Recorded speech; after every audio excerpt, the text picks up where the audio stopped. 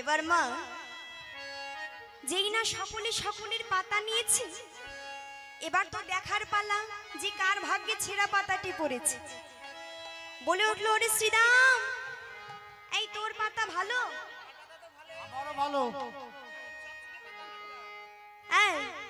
এই সুদাম, তাহলে তোরটাও ভালো? এই তোরটা দেখি। আমারটাও ভালো পাতা। তোরটা দেখি। আজকে মা যতজন সখা ছিল সবার পাতা ভালো, তাহলে ছেঁড়া পাতা গেল কার কাছে? এই কানাই, এই তোর পাতা দেখি। ভগবান তো আমার নিজে ছেঁড়া পাতা নিয়েছি, পেছনে লুকিয়েছে। আমার পাতাও ভালো। আমার পাতা ভালো মানে দেখাবি তো? সবাই দেখালো, তুইও দেখা। আমার পাতা দেখাবো না, পাতা ভালো পাতা দেখানো যাবে না। বলছে আমার পাতাও ভালো। যেই না সখারা জোর করে হাতটা দেখেছে, দেখে কানাইয়ের কাছে ছেঁড়া পাতা। এই আমাদের কানাই চোর, কানাই চোর। যেই না বলেছে, গোবিন্দের একটু রাগ হয়ে গেছে। এই চোর কেন বলছিস? আমি যে ক্ষীর স্বর্ণবনে চুরি করি, আমি একা খাই নাকি? তোদের আমি দিই না? আমি তো নিজে চুরি করে তোদেরকে সেবা দিই, তাহলে চোর বলছিস কেন? ঠিক আছে, চোর বলতে হবে না।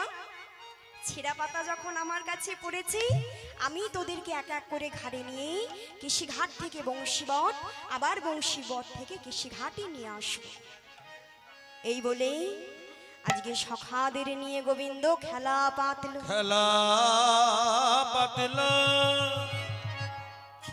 আরে খেলিতে বিনোদ খেলা,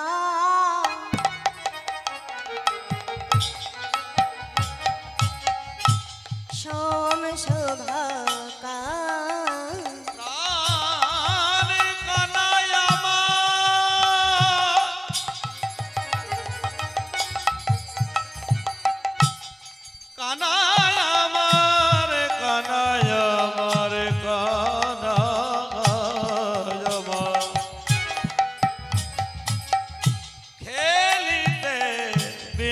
খেলা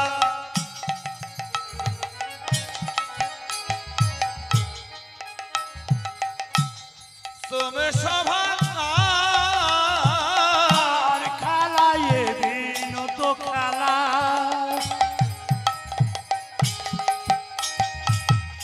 শ্রমে সভা খেলিতে বিনোদ খেলা, বিনোদ খেলা, বিনোদ খেলা।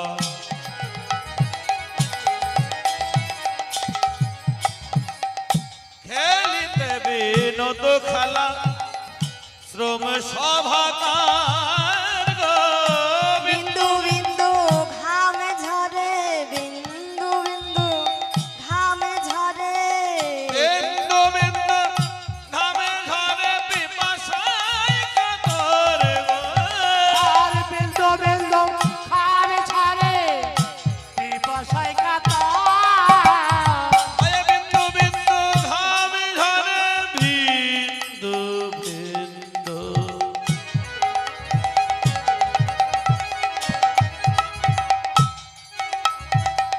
বিন্দু বিন্দু ঘামে ঝরে, পিপাসায় কাতর গো। বিন্দু বিন্দু ঘামে ঝরে, পিপাসায় কাতর গো। কোথা গেলে জল খেতে পাবো? হরি বল, হরি বল। জল খেতে পাবো? আরে কোথা গেলে যাও খেতে পাবো? কোথা গেলে জল খেতে পাবো? পিপাসাতে কাতর বড়, কোথা গেলে জল খেতে পাবো? পিপাসাতে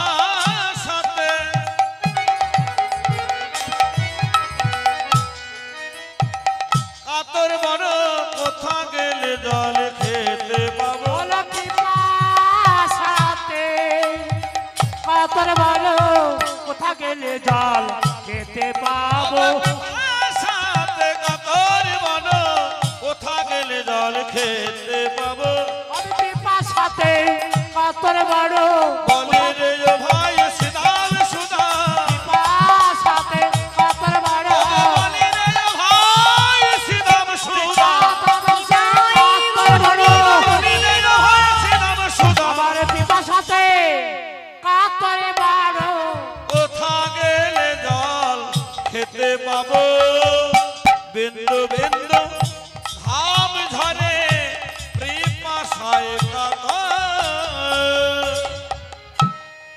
আজকে সখারা খেলতে খেলতে মা ওই রবির তাপে সখাদের জন্য জল পিপাসা পেয়ে গেছে। আর অন্তর্যামী ভগবান সখাদের মনের কথা বুঝতে পেরেছে যে সখাদের জল পিপাসা পেয়েছে। বলে উঠল সখা, ওরে শ্রীদা, ওরে সুদা,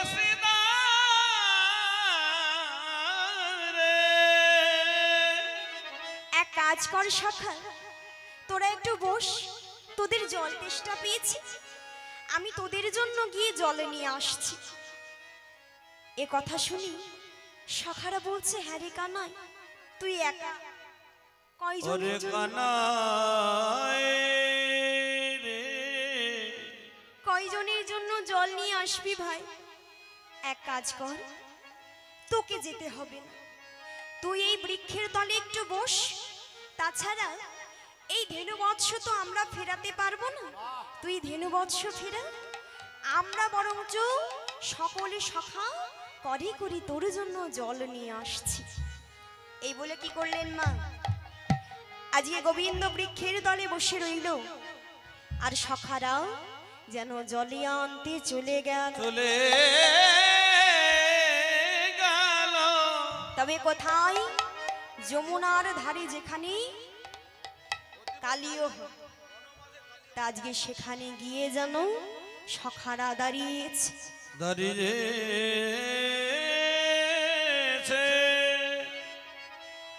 আরে যেই না দাঁড়িয়েছে, আরে কালী দহের এক জলে কালীয় নাগদা হেরা, কালীয় নাগদা হেরা, কালো জলে কালিয়া নাগদা হারায়ে, হেরা দহে কালীয় নাগদা হেরা, কালী দহের এক দহে কালিয়া নাগদা হারায়ে, বিশ্ব জল দহন সমান, বিশ্ব জলে দহন সমান, বিশ্ব জল দহন সমান। কি বললেন বাবা? কালীয় দহের এক দহে কালীয় নাগি তাহে রহে, আর বিশ্ব জল, তার জল একবারে যেন বিষ, অর্থাৎ তার ওপর দিয়ে যদি কোনো পাখি উড়ে যায়, কালিন্দের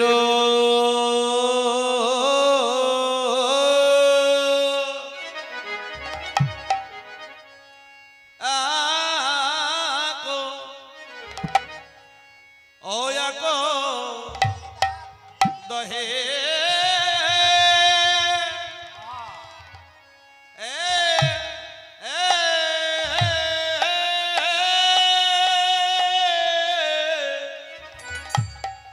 কালিন্দির দহে আহারে কালিও নাগ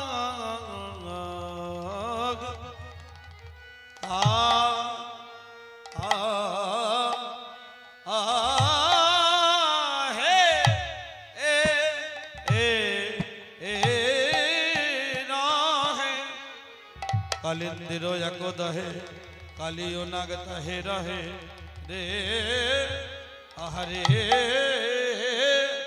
আহামরি রে,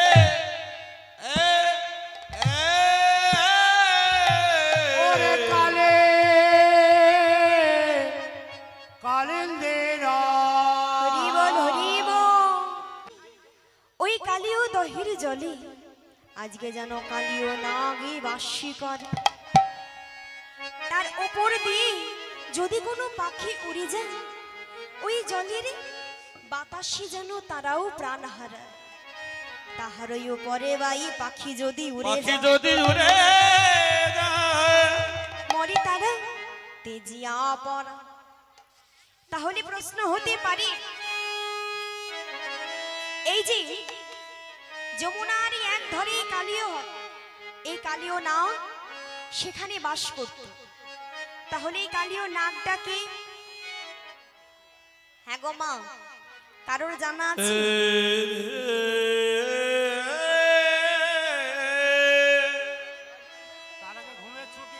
হরিবল হরিবল। হ্যাঁ গো মা, মায়েদের কি আমার ঘুম পেয়ে গেছে, খিদে পেয়ে গেছে? হরিবল হরিবল। একটু বাহু তুলো তো। বাহ, এবার একটু জোরে হলো ধ্বনি করো। আর জোরে হবে না এর থেকে, আর একটু জোরে। বাহ, আজকে সবাই ঘুমের ছুটি, চোখের পাতা খোলা রাখবো, কৃষ্ণ বলে বাহু তুলে আনন্দতে মোরা মাতবো।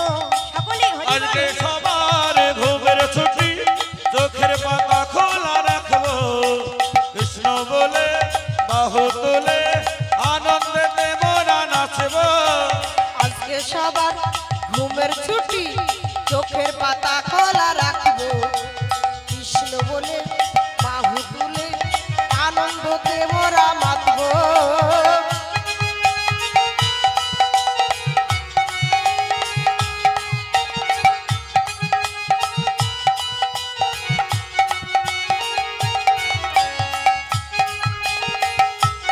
সকলে একটু বড় বড় করে বাহু তুলি।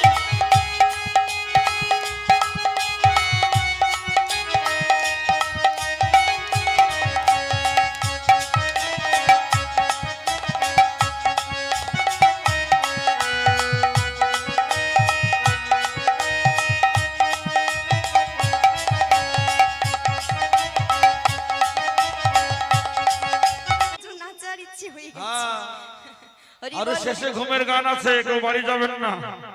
আচ্ছা, মায়েরা আমার বারবার এত করে নাচতে চাইছে, উঠে উঠে দাঁড়াচ্ছে। আচ্ছা বেশ, সকলকে নাচাবো মা, আগে লীলাটা আমরা আস্বাদন করে নি, কেমন? তবে এবার কিন্তু একটু মন দিয়ে শুনতে হবে। এই যে আমাদের এই যে কালীয় দমন লীলা, তাই তো? তা এই লীলাটা কেন?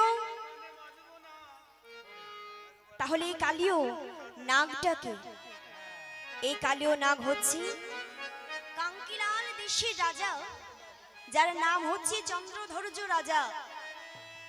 রাজা বহু গুণে গুণমতী হওয়ার পরেও সে একটা পিত্তশূল রোগে ভুগছিল,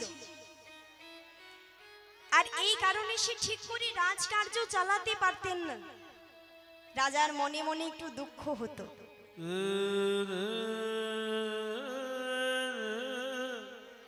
যে আমি এত গুণ জেনেও আমি ঠিক করে রাজকার্য চালাতে পারছি না। এই ভেবে সে মনে মনে মা অনেকটা ভেঙে পড়েছিল। এই রাজার দুর্দশা দর্শন করে দেবর্ষি নারদের একটু করুণা জাগলো। একদিন দেবর্ষি নারদ কি করলেন, ওই চন্দ্রধৈর্য রাজার কাছে এসে বলছে, রাজন আপনি যে এই রোগে ভুগছেন, এই রোগ থেকে মুক্তি পাওয়ার আমি আপনার একটা সহজ উপায় বলে দিতে পারি। ওমা আসতে হইচই না, কি উপায়? না তো আপনার সরোবরে একটা সোনালী রঙের হাঁস রয়েছে, সেই হাঁসটিকে যদি আপনি সেবা করতে পারেন, তার পিতৃ সেবা করতে পারেন,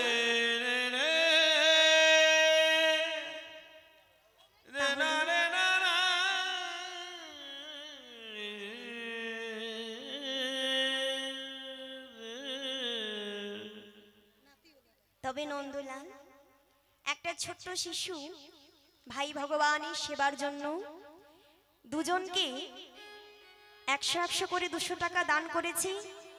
সকলে রাধা গোবিন্দের কাছে প্রার্থনা করবেন এই ছোট্ট ভাই এমন করেই যেন ভগবানের সেবার জন্য বড় হয়ে দান করতে পারে, কৃষ্ণ ভক্ত যেন হয়, মনোবাসনা যেন পূর্ণ হয়, আর তার যেন কৃষ্ণ পদে মতি হয়।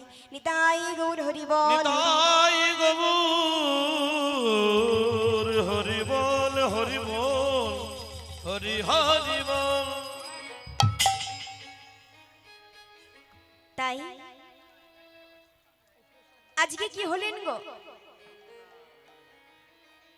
মহারাজ তার কথা শুনে মনে মনে চিন্তা করছে, সে কি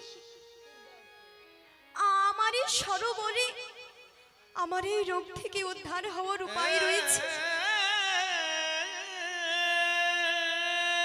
ছুটতে ছুটতে দেবর্ষি নারদের কথা শুনি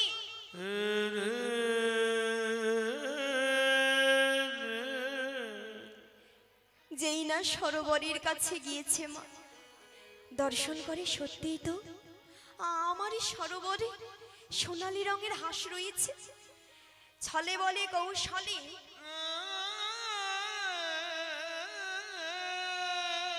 ওই রাজন হাঁসটিকে মা ধরলেন।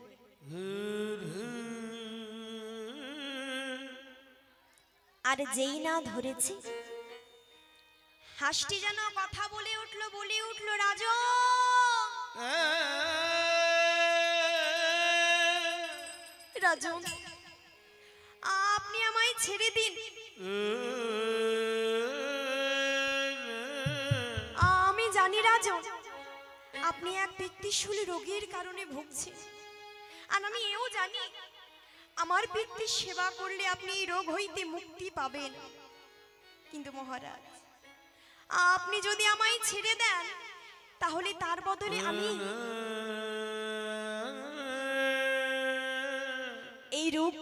এই রোগ থেকে মুক্তি পাওয়ার আরেকটি উপায় আপনায় বলতে পারি।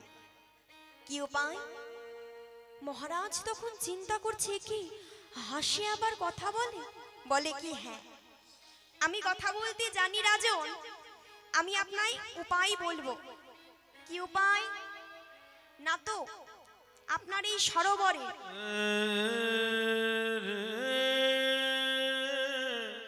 দক্ষিণ দিকে চলে গেলে দেখবে এক বিরাট বট গাছ রয়েছে, আর সেই গাছের নিচে এক মণি ধ্যান করছে। ওই ঋষির যদি চরণ ধৌত করা জলে আপনি সেবা করতে পারেন, আপনার এই রোগ থেকে আপনি মুক্তি পেয়ে যাবেন। যেই না এমন কথা বলেছে, মহারাজ হাঁসটিকে ছেড়ে দিয়ে দক্ষিণের পথে চলে গিয়ে দেখে সত্যিই তো একটা বৃক্ষ রয়েছে, আর তার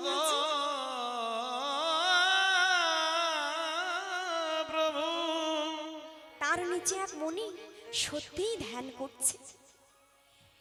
মহারাজ দেরি না করে যেই না মণি ঋষির কাছে গিয়ে চরণ দুটি বাড়িয়ে দিতে বলেছে, ও মা কি দর্শন করে,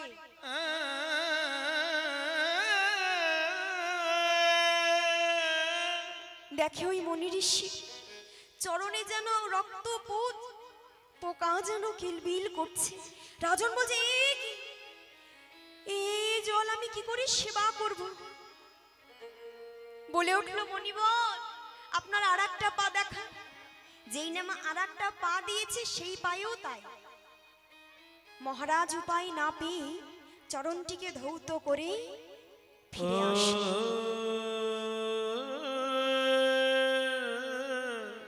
ঘরে ফিরে এসে মনে মনে চিন্তা করছে, ছি ছি, এই রক্ত মাংস পুজ পোকা কিলবিল করছে, এই জল আমি সেবা করব কি করে? এক কাজ করি, এই জলটা আমি এক জায়গায় রেখে দিই, যখন ওই পোকাগুলো একটু তল পড়ে যাবে তখন আমি এসে সেবা করব। এই বলে জলটিকে রেখে মহারাজ সেখান থেকে চলে গেল।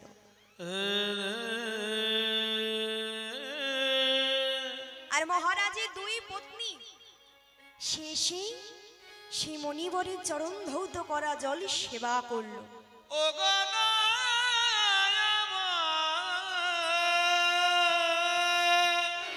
মণি ঋষি ধ্যানের মাধ্যমে জানতে পেরে তোমা খুবই রেগে গেল। মনে মনে চিন্তা করছে, কি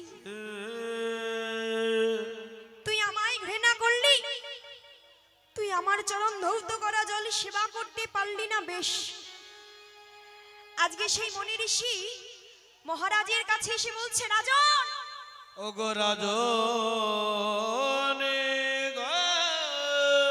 তুই আমার চরণ ধৌত করা জলকে ঘৃণা করিস, তুই আমার চরণ ধৌত করা জলকে অপমান করলি।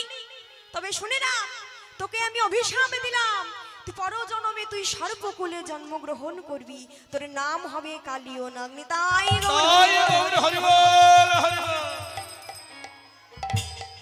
যেই না অভিশাপ দিয়েছে, রাজন কেঁদে কেঁদে বলছে, প্রভু, এমন অভিশাপ আমায় দিও না, এই অভিশাপ ফিরিয়ে নাও।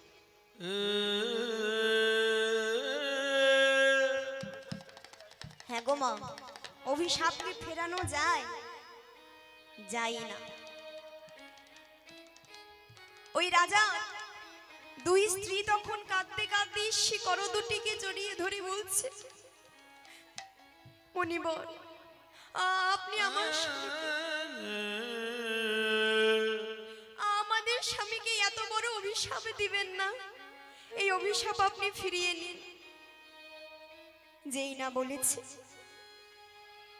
মনে ঋষি বলে উঠল, বেশ, অভিশাপ তো ফেরানো যায় না, কিন্তু আমার চরণ ধৌত করা জলে তোরা দুজনা সেবা করেছিস, সেই কারণে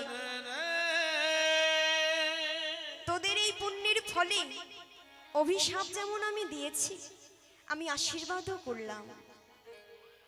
যেদিন জগদীশ্বর হরি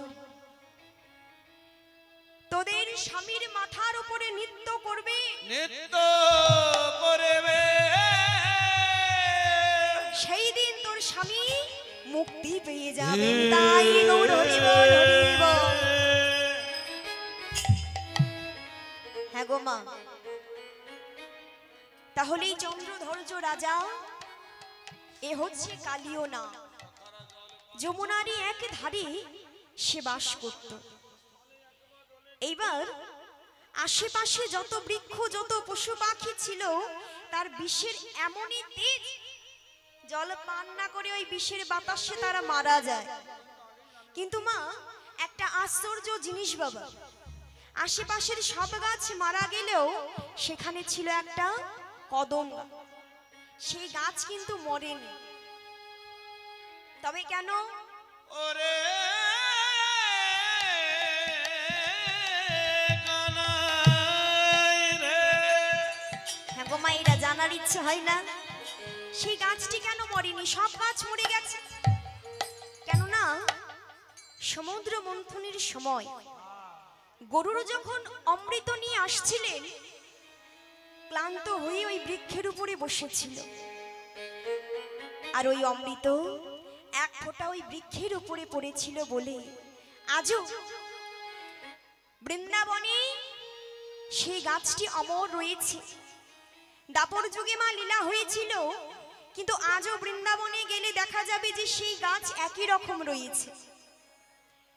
তাই আজকে সেই বিষি জলে পান যেই না পান করে কানাইকে ডেকে ডেকে বলিছে, কানাই রে, তুই বিনে যে কালী হদের জল প্রাণ করিতে এলাম, এই জল প্রাণে করে আমাদের প্রাণ যায়। ও ভাই কানাই, শেষের দিনে শেষের সময় কানাই একবার এসে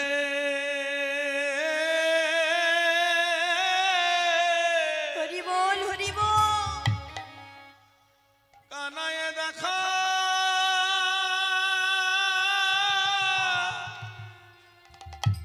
দেখা দে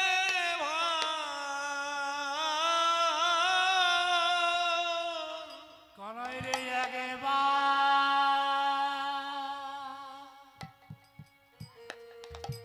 একবার এসে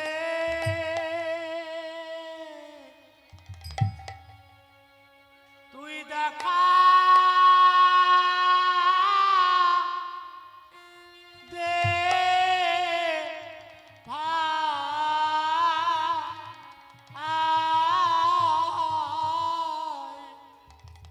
কানায় একবার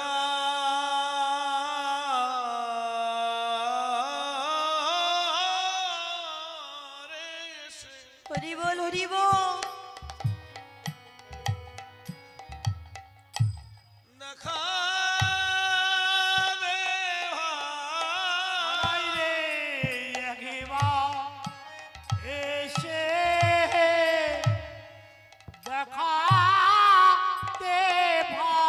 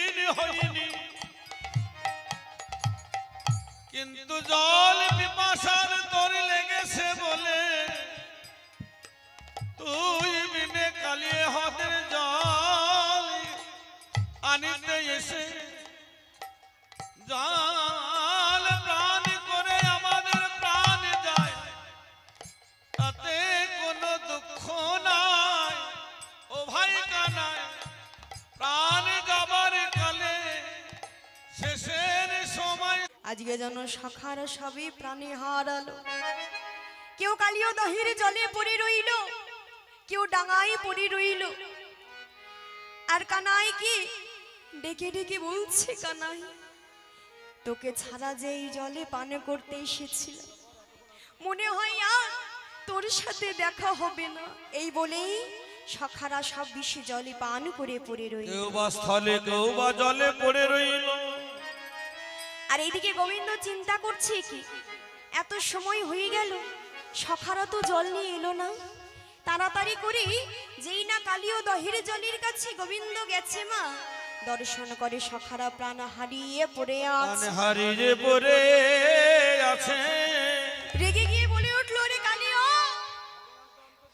তোর এত বড় সাহস, তুই আমার সখাদের প্রাণ নিলি। হ্যাঁ গো মা, ভগবান তুই অন্তরে যাবে, মনে মনে তো সবই সে জানে যে কালীয় নাগকে আমায় উদ্ধার করতে হবে। তবে সেই দিন দাদা বলরাম আসেন। কেন গো? কেননা সেই দিন ছিল দাদা বলরামের জন্মতিথি, সেই জন্য দাদা বলরাম আসেনি।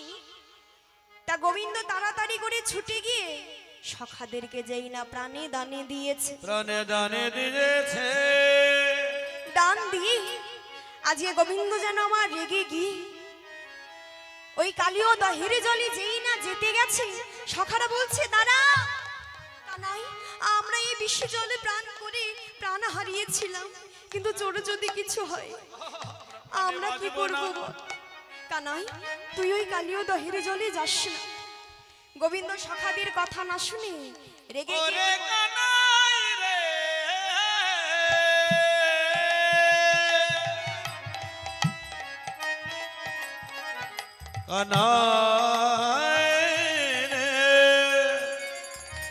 ওই যে মা, যে কদম বৃক্ষটি রয়েছিল, আজকে যেন রেগে গিয়ে তারই উপরে লাফিয়ে ওঠে। আর দেখি যদু নন্দন দুষ্ট সর্প বিনাশ, দেখি যদু নন্দন দুষ্ট সর্প বিনাশন, দেখে যদু নন্দন দুষ্ট সর্প বিনাশন, উঠিলেন কদমের ডালে, কদমের ডালে, উঠিলেন কদমের ডালে, উঠিলেন কদমের ডালে। আরে তাহরই উপরে চড়ি ঘনমাল ষাট মারে, তাহার উপরে চড়ি ঘনমাল ষাট মারে, তাহার উপরে চড়ি ঘন ঘন ষাট মারে, তাহার উপরে চড়ি ঘনমাল ষাট মারে। ঝাঁপি দিল কালিন্দির জলে, ঝাঁপ দিল কালী দহের জলে, দিল কালী দহের জলে, ঝাঁপ দিল কালী দহের জলে। ভগবান ওই বৃক্ষ থেকে আজকে কালীয় দহের জলে ঝাঁপি দিল। ঝাঁপ দিল, যেই না ঝাঁপ দিয়েছে, সখারা বলছে, কি আমাদের কানাইয়ে কি করলো? ওরে কানাই রে, কানা, তুই এমন করে কালীয় দহের জলে ঝাঁপ দে। ঝাঁপ দিলি। সখারা চিৎকার করে কানাই কানাই বলে ডাকছে। আর এইদিকে মা যশোমতী, হ্যাঁ গো মা, মা তো আজকে মা স্বপ্ন দর্শন করলেন, গোপাল যেন কালীয় দহের জলে ডুবে মরেছে। যশোমতী মাই আমার, অগনিশীতে দে খেছি স্বপন, কালী দহে গোপাল পত, আর ঋষিতে দেখেছি সাপান, কালী দহে গোপাল পাতন, নিশীতে দেখেছি স্বপন, কালী দহে গোপাল পত। ওগো সে হইতে হরিবল হরিবল নিতাই গৌর হরিবল। কাঁদে মন প্রাণ গো, সেই হইতে কাঁদে মন প্রাণ, সেই হইতে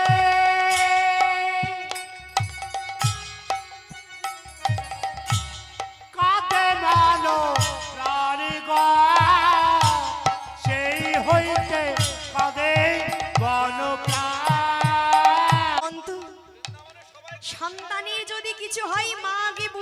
করে আজকে স্বপ্ন দর্শন করে তাড়াতাড়ি করে কালীয় দহের জলের কাছে ছুটে এসেছে। বৃন্দাবনে যেন হাহাকার পড়ে গেছে, সকলে ছুটে এসেছে। আর যেই না ছুটে এসেছে, মা সখাদের বলছে, ওরে শ্রীরাম, ওরে সুদাম, তোরা আছিস, আমার কানাই কোথায়? সখারা মুখে কিছু বলতে পারলো না। যেই না কালীয় দহের দিকে আঙুল দেখিয়েছে, আগর দেখিয়েছে, যশোমতী মা আমার ধুলাই গড়াগড়ি দিয়ে চিৎকার করে কাঁদছে। সকলে কাঁদছে মা। আর এইদিকে কি হয়েছে? কুটিলা কুটিলা মাজাই ফাঁস বেঁধে পাড়ায় পাড়ায় চিৎকার করে বলছে, ওগো কি হলো গো? বৃন্দাবনের শুভ খবর শুনেছো কি তোমরা? ওগো বৃন্দাবনের শুভ খবর শুনেছো কি তোমরা? আরে বৃন্দাবনের শুভ খবর শুনেছো কি তোমরা? ওগো বৃন্দাবনের শুভ খবর শুনেছো কি তোমরা? ওই জলে ডুবে মারা গেল নন্দের গেলে ছোড়া। ওগো জলে ডুবে মারা গেল নন্দের গেলে ছোড়া। ওই জলে ডুবে মারা গেল নন্দের গেলে ছোড়া। ওগো জলে ডুবে মারা গেল নন্দের গেলে ছোড়া। আর চিন্তা নাই রে, আর হরি চিন্তা বল, নাই হরি গো। বল। আর চিন্তা নাই গো। আর চিন্তা নাই গো। জলে ডুবে মারা গেছে, আর চিন্তা নাই গো। জলে ডুবে মারা গেছে, আর চিন্তা নাই গো। জলে ডুবে মারা গেছে আর চিন্তা নাই গো। কুটিলার মনে আনন্দ, হ্যাঁ? নন্দির বেটা কিলে ছোড়া মরেছে, মানে আপদ বিদায় হয়েছে। আমাদের ঘরের বউকে জ্বালাতন করার জন্য আর কেউ রইল না। পাড়ায় চিৎকার করে বলছে, ওগো বৃন্দাবনের শুভ খবর, ওই নন্দের বেটা কিলে ছোড়া আছে না, কিলে ছোড়া আজকে কালীয় দহেরে জলে ডুবে মরেছে। আর এ কথা রাধারানী যেই না শুনেছে, আজকে রাধারানী আমারে কাঁদতে কাঁদতে কাঁদেতে কাঁদবে, যেই না কালীয় দহের তীরে এসে দাঁড়িয়েছে মা। বৃন্দাবনে যেন আজকে গোপাল জলে ঝাঁপে দিয়েছে বলে হাহাকার পড়ে গেছে।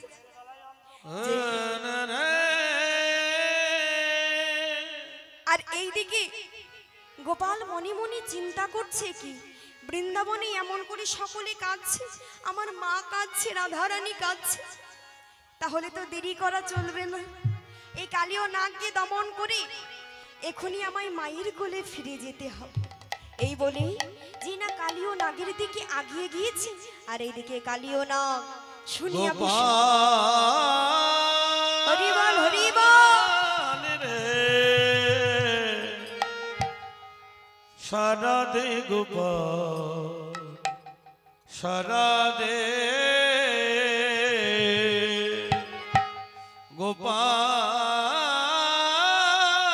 গোপাল রে, সারা দে গোপাল, সারা দে গোপাল রে, সারা দে গোপাল, সারা দে। অভাগিন বলে রে তুই দিবি না সারা,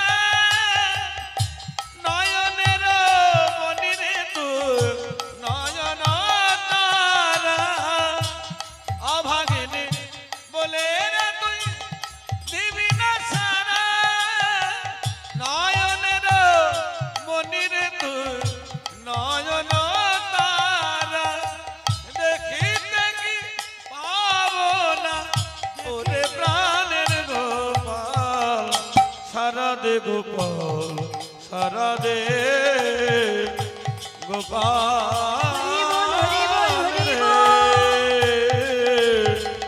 সারা দে গোপাল, সারা দে গোপাল, সারা দে।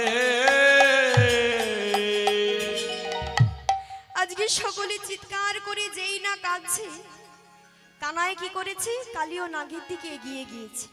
আর ওই কালীয় নাগ জলে যেন কাউকে ঝাঁপে দেওয়ার শব্দ শুনতে পেয়ে ওগো শুনি আমি সমস্ত শব্দ, কালীয় নাগ হইল স্তব্ধ। শুনি আমি সমস্ত সকলে একটু হলো ধ্বনি, হরি বল, হরি বল। শুনি আমি সব শব্দ, কালিয়া নাগ হইল স্তব্ধ। শুনি আমি সমশব্দ, কালীয় নাগ হইল স্তব্ধ। ঘন ঘন ইতি উতি চাই গো, ঘন ঘন ইতি উতি চাই গো, ঘন ঘন ইতি উতি চাই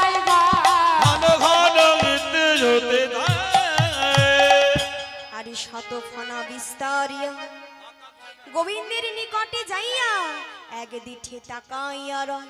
তাকাইয়া রয়। যেই না গোবিন্দ কাছে গিয়েছে, কালিয়নাগ বলছে, এই বালক, কে তুই? তোরে দম আছে বটে? আমার এ বাতাসে সকলে প্রাণ হারায়, আর তুই কিনা আমার জলে তুই ঝাঁপ দিয়েছিস? হ্যাঁ গো মা, যিনি হচ্ছে অন্তর্যামী ভগবান, আজকে কালিয়নাগকে দমন করার জন্য ঝাঁপ দিলে। ভগবান কিন্তু আমার সকলকে উদ্ধার করার জন্য অবতীর্ণ হয়েছে। তবে মা, এই যে গৌরী সুন্দর জগদীশ্বর হরি, তাকে কিন্তু মা আমরা ডাকার মতো ডাকতে পারি না। শাস্ত্রে বললেন, শিশুকালে কৃষ্ণ ভজে, কৃষ্ণ পাওয়ারি কৃষ্ণ পাবার আসে। যৌবন কালে কৃষ্ণ ভজে, কৃষ্ণ আসে, কৃষ্ণ আসে কি না আসে।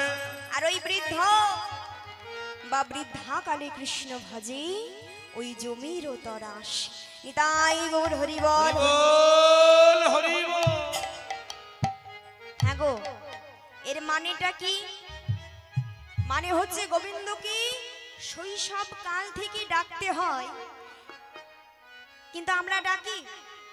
দেখবেন যারা কৃষ্ণ ভক্ত দাদু ঠাকুমা হয়, ও মায়েরা, যারা কৃষ্ণ ভক্ত দাদু ঠাকুমা হয়, নাতি নাতনিদের কাছে ডেকে নিয়ে বলে না যে কৃষ্ণ নাম কর, হরি নাম কর, বলে তো?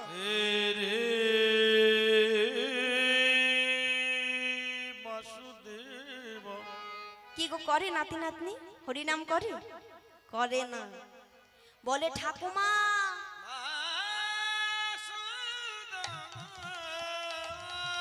এখন যে আমার হরি নামের বয়স না, এখন আমি কি করব? ছোটবেলায় কি করে? খেলা করে, খেলার বয়স আমার, একটু বড় হতে দাও, তারপরে নাম করব।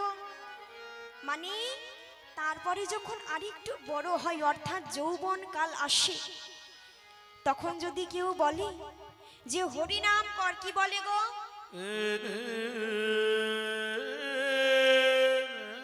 আঙুল তুলে বলবে, আমি যদি এখন হরি নাম করব, খেতে কে দেবে তুমি? ঘর সংসার আছে, ছেলে মেয়ে আছে, আর সংসার থাকলেই তো কাজ করতে হবে। তা এখন নয়, এখন আমি কাজ করি, টাকা জমিয়ে নি, যখন বৃদ্ধ হব তখন নাম গাইব, আর কোনো কাজ নেই। তা বৃদ্ধ কাল যখন আসে, গায়ের চামড়া জড়ো হয়ে যায়, দাঁত পড়ে যায়, বলুন তো মা, আর কি হরি বল বলতে গেলে হরি বল বের হবে? না না, কি বের হবে? হবি বল। হবি বল মানে এতদিন তো আমার হোশ না, এই শেষকালে হবি কি নাম? তাই গোবিন্দ ভজন সাধন কিন্তু বৃদ্ধ বয়সে হয় না। কেন? একটা মা দৃষ্টান্ত দিই, এবার একটু মন দিয়ে শুনবি। এক বৃদ্ধ ঠাকুমা বাড়ির সামনে কি করেছে গো? অনেক লাউ গাছ, কুমড়ো গাছ লাগিয়েছে। মনে ভারী আশা, কতদিনে গাছে লাউ হবে, আমি সেবা করব। একদিন কি হয়েছে, ঠাকুমা সেই লাউ গাছে জল দিচ্ছে, আর তার একটা ছোট্ট নাতি ছুটতে ছুটতে এসে বলছে, ও ঠাকুমা বলো, একটা ভালো কথা আছে। কি কথা রে? জানো, এই দেখো ও নাতি, কি এটা? এটা হচ্ছে বৃন্দাবনে যাওয়ার টিকিট। বৃন্দাবনে যাব? শুনেছি নাকি সেখানে রাধা মাধব রয়েছে। ও ঠাকুমা চলো, টিকিট যখন কেটেছি আমরা দেরি না করে চলে যাই।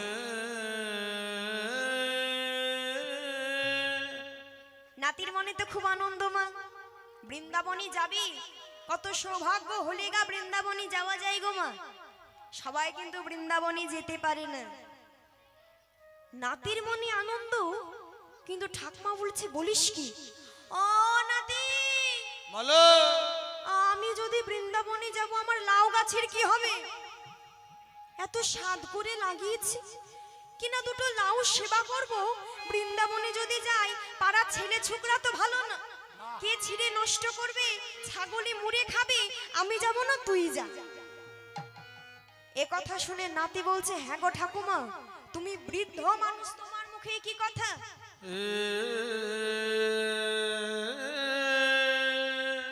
জীবনে তুমি লাউ গাছ কুমড়ো গাছ অনেক লাগাবে, কি তাই তো বাবা? কিন্তু বৃন্দাবনে যাওয়ার সুযোগ আর হবে মা? হবে না। শোনো, টিকিট যখন আমি কেটেছি আজই যেতে হবে, এই বলে জোর করে ঠাকুমাকে ধরে বাসে তুলে দিয়েছে। সারা রাস্তা বৃন্দাবনের পথে বাস যায়, নাতির মনে যেন আনন্দ ধরে না। আনন্দ ধরে না। মনে মনে ভাবছে আজ আমি কত সৌভাগ্যের ফলে বৃন্দাবনে যাব, আজ আমি নিশ্চয়ই রাধা মাধবেরই দর্শনে পাবো, দর্শনে পাবো। এই বলে কৃষ্ণ নাম গাইতে গাইতে নাতি যেন বৃন্দাবনের পথে চলেছে। আমি হরি বলিব রাধা মদন মোহন হেরব, আমি হরি বলিব রাধার মাদন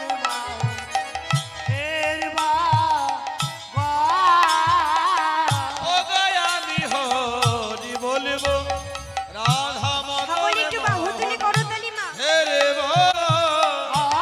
আমি হরি বলিব রাধার মাদন বাহ হেরবা এইভাবে রোদের পথে চলিব, এইভাবে রোদের পথে চলিব। আমি হরি হরি বল হরি বল হরি বল। হেরবো হরি বলিব রাধার মাদন যাব ব্রজেন্দ্রপুর।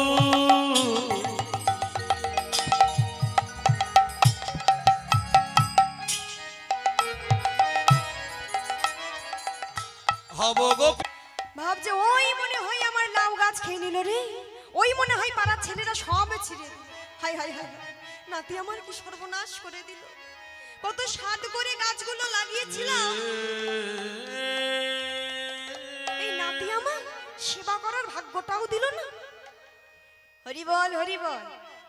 যেই না এমন চিন্তা করতে করতে বৃন্দাবনে পৌঁছিয়েছে, বাস থেকে নেমে বৃন্দাবনের মাটিতে পা রেখে নাতি যেন আনন্দে লাফিয়ে উঠেছে, বলছে ঠাকুমা কত সৌভাগ্যের ফলে বৃন্দাবনে এলাম, বৃন্দাবনে এলাম। কত সুন্দর এই বৃন্দাবন। আর জানো ওই দূরে মনে হচ্ছে কি জানো, জানোই আমার মদন মোহন দাঁড়াই আছে, মদন মোহন দাঁড়ায়ে আছে, মদন মোহন দাঁড়ায়ে আছে, মদন মোহন দাঁড়ায়ে আছে।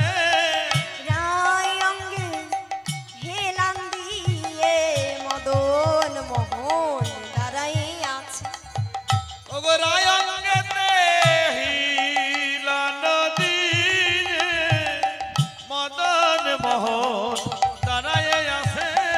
রায় অঙ্গে হেলান দিয়ে মদন মোহন দাঁড়ায়ে আছে। বলছে ও ঠাকুমা ওই দূরে আমার মদন মোহন যেন দাঁড়িয়ে আছে দেখো। ঠাকুমা বলছে ও নাতি বলিস কি, মদন মোহন কই দেখছিস? নাতি রে মদন মোহন না, কিন্তু তুই ভালো করে দেখ আমি কি দেখছি জানিস, যেন কচি কচি লাউ ধরেছে, নিতাই কচি হরি বল, কচি হরি বল।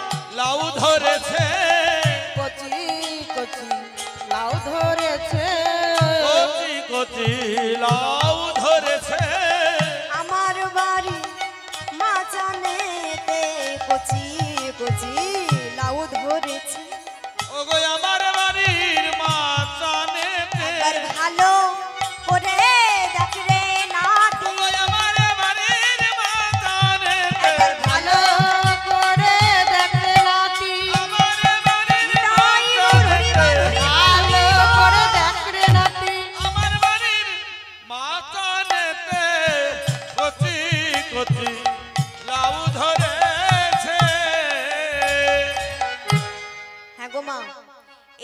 জন্যই বলে বাবা, যার যেমন ভাব তার তেমন লাভ। ঠাকুমা বয়স হয়ে গেছে, বৃন্দাবনে আসলো, আর নাতি হচ্ছে ছোট্ট একটা ছেলে। তাহলে বলো দেখি মা, নাতি কি দেখলো? নাতি বৃন্দাবনে কি দেখলো? মদন মোহন, তাই তো? আর ঠাকুমা কি দেখলো? হ্যাঁ, তার বাড়ির কচি কচি লাউ ধরে আছে। এই জন্যই বলে, যার হয় নয় হয়, যার হয় না তার 90ও হয় না। কৃষ্ণ ভজনটা এমন, যার হবে শৈশব কাল থেকে হবে, যার হবে না ওই ভক্ত সেজে থাকাই হবে, বৃদ্ধ হয়ে যাবে। কিন্তু তার মধ্যে ভক্তি আসবে, কেননা ভক্ত হওয়া অনেক কঠিন। শাস্ত্রে বললেন, ভক্ত বড় শক্ত কথা পণ্ডিত রইল বসে, আর গাছের ফলটি গাছেই রইল, বৃত্ত পড়িল খসে। অর্থাৎ ভক্ত হওয়া অত সোজা নয়, তাই তো মা? এই যে হো জগতে এত ভক্ত আছে, সবাই কি ভক্ত? দেখবেন কোন ভক্তকে দেখে আমার মনে বাসনা জাগলো, আমিও ভক্ত সাজবো। বাজারে গেলাম, সাজ কিনলাম, ভক্তির মতো সাজলাম, তিলক সেবা করলাম, কণ্ঠে তুলসী মালা ধারণ করলাম। হ্যাঁ গো, আমি ভক্ত হয়ে গেলাম? বলছে ভক্ত হওয়া অত সোজা না। আমি যদি বাবা সারা জীবন কীর্তন করে যাই, তাও ভক্ত হতে পারবো না। আর পণ্ডিত রইল বসে, এই পণ্ডিতটাকে, যিনি হচ্ছে স্বয়ং দেবাদিদেব মহাদেব, যাকে বলা হয় বৈষ্ণব প্রধান। কেন কেন মানব? সে তো কণ্ঠে তুলসী মালা পরে না। ওমা দেখেছো, দেবাদিদেব মহাদেব তুলসী মালা ধারণ করে? করে না। কিসের মালা পরে? রুদ্রাক্ষে, আবার গলায় একটা সাপ জড়িয়ে থাকে। আবার সে কপালে কিন্তু তিলকও সেবা করে না। তাহলে কেন বাবা তাকে আমরা বৈষ্ণব প্রধান বলে মানবো? কেন মানব?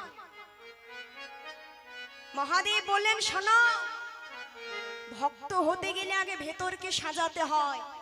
আমি বাইরেকে সাজালাম, বাইরেকে যদি সাজায়, ভক্ত কখনো হওয়া যায় না, তাই তো? আগে ভেতরকে সাজাতে হয়। তাই বললেন ভক্ত হওয়া অনেক কঠিন। আমি যদি ভক্ত ভাব দেখাই, কীর্তন আসরে কীর্তন শুনি, হরিনাম শুনি, তিলক পড়ি, তাহলে কিন্তু আমি ভক্ত হব। ভক্ত কেমন করে চিনব? যে ভক্ত হবে সে হবে দুবড়ো ঘাসের ন্যায়। তার উপর দিয়ে যদি কেউ হেঁটে যায়, দুবড়ো ঘাস দেখে কি মা? তাই তো। তদ্রূপ যে বৈষ্ণব হবে, ভক্ত হবে, সে হবে দুবড়ো ঘাসের ন্যায়। সব জেনে কখনো বলবে না যে আমি সব জানি, কারণ সে কারোর মনে কখনো আঘাত দেয় না। যার মধ্যে বাবা পুঁজি নেই, সে কি বলে আমি সব জানি? এখানেই বাবা প্রমাণ, তাই তো মা? এখানেই বুঝতে হবে কি ভক্ত, কে প্রকৃত বৈষ্ণব, আর কে সেজে রয়েছে। হরিবল হরিবল। তাই ভক্ত হওয়া কিন্তু অনেক কঠিন, মুখে বললে ভক্ত হওয়া যায় না। তাই আজকে জগদীশ্বর হরি যে সকলের মনোবাসনা পূর্ণ করে, সকলকে উদ্ধার করে, সে তো অন্তর্যামী। এবার কি করলেন? কালিয়ানাগকে তো উদ্ধার করতে হবে। গোবিন্দ দেখলো বৃন্দাবনে হাহাকার পড়ে গেছে, মা কাঁদে, সখা কাঁদে, রাধারানী কাঁদে, সকলে কাঁদে, দেরি করা যাবে না। এই বলে জলের মধ্যে যেন যুদ্ধ শুরু হলো। আর যুদ্ধ করতে করতে গোবিন্দ আমার লাফিয়ে ওই কালীয় নাগের মাথার উপরে যেন চড়ে বসলো। সকলে একটু উলুধ্বনি হরিবল হরিবল।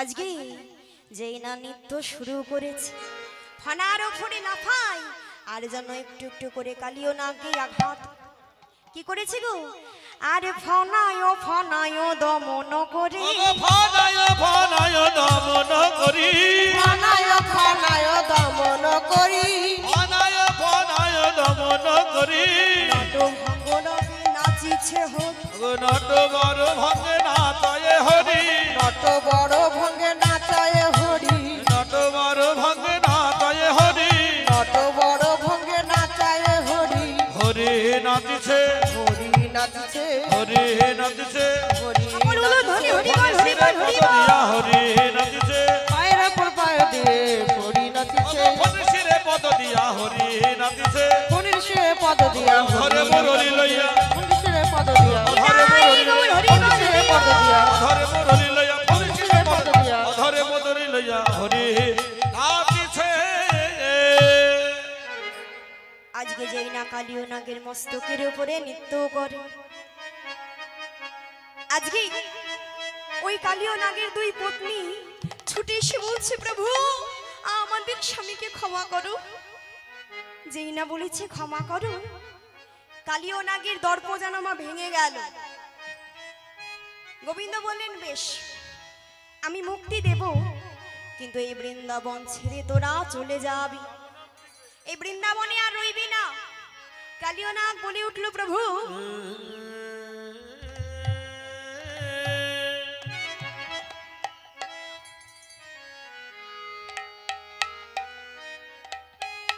আমি যদি এখান থেকে চলে যাই তাহলে গরুর যে আমায় সেবা করে ফেলবে আমায় গিলে ফেলবে গোবিন্দ বলে উঠল শোনো গরুর যদি তোমায় সেবা করতে যায় তুমি মাথা নত করে দেখাইয়ে দেবে দেখায়ে দেবে তোমার মস্তকে আমারই পদচিহ্ন রয়েছে গরুর তোমায় গিলবে যেই না বলেছি আর এইদিকে কালিও নাগের দমন যেন চূর্ণ হয়ে গেল আর এই ভেবে কালিও নাগ তাকে উদ্ধার করে গোবিন্দ যেন মায়ের কোলে ফিরে আসলো ফিরে আসিলা আর যেই না মায়ের কোলে ফিরে এসেছে বৃন্দাবনের সকলেরা গোবিন্দকে আমার ফিরে পেয়ে তাদের মনে যেন আনন্দ ধরে না আনন্দ ধরে না হ্যাঁ গো মা আজকে যেই না গোবিন্দ ওপরে আমার এসেছে সকলের মনে যেন আনন্দ ধরে না এবার আমার মায়েরা সকলে একটু বড় বড় করে বাহু তোলো হরি বল হরি বল আমার কৃষ্ণ এলো বৃন্দাবনে ওগো কৃষ্ণ এলো বৃন্দাবনে ওগো কৃষ্ণ এলো বৃন্দাবনে ওগো কৃষ্ণ এলো বৃন্দাবনে এলো বৃন্দাবনে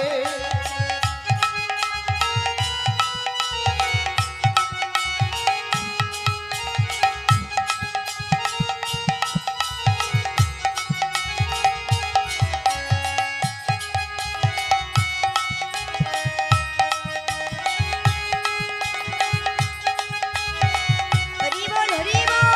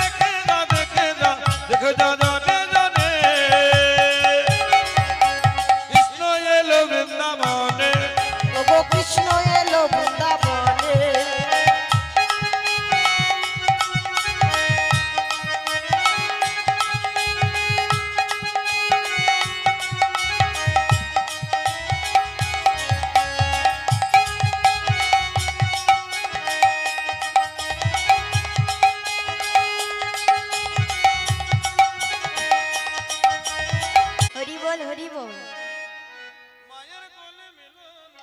আজকে যেই না কানাই মায়ের কোলে ফিরে এসেছে, আজকে মায়ের কোলে বসে আজকে রাধারানীর নয়নে নয়নে গোবিন্দের জন্যই আমার মিলন। আরে মায়ের কোলে মিলন হলো